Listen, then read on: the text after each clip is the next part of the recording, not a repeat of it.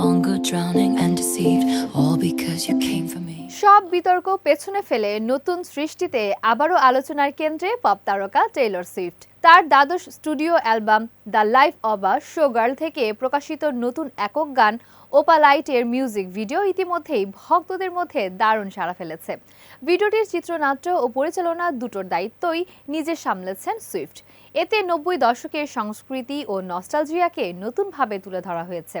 সঙ্গে রয়েছে এক ঝাঁক পরিচিত মুখের উপস্থিতি। I had a bad habit. ২০২৫-এর অক্টোবরে যুক্তরাজ্যের জনপ্রিয় talk show Graham Norton show এর অতিথি হিসেবে হাজির হয়েছিলেন সুইফট। সেখানে তার সঙ্গে ছিলেন কিলিয়ান মার্ফি ও ডমনাল্ড গ্লিসন। আড্ডার মাঝেই মজা করে গ্লিসন সুইফটের মিউজিক ভিডিওতে অভিনয়ের আগ্রহ প্রকাশ করেন। সেই মুহূর্ত থেকেই জন্ম নেয় ওপালাইটের ধারণা।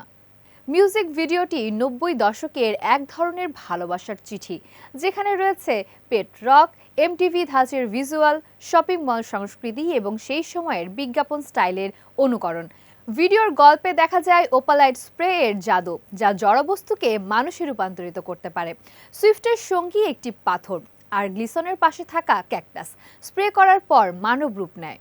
ভক্তদের মতে ওপালাইট নামটির সঙ্গে সুইফটের বাগদত্তা ট্র্যাভিস কেলসির জন্মরত্ন ওপালেরও মিল রয়েছে, যা গানটিকে আরও ব্যক্তিগত মাত্রা দিয়েছে। সুপার বোলের আগ মুহূর্তে ভিডিওটি প্রকাশের মধ্য দিয়ে ফের আলোচনায় উঠে এসেছেন সুইফট।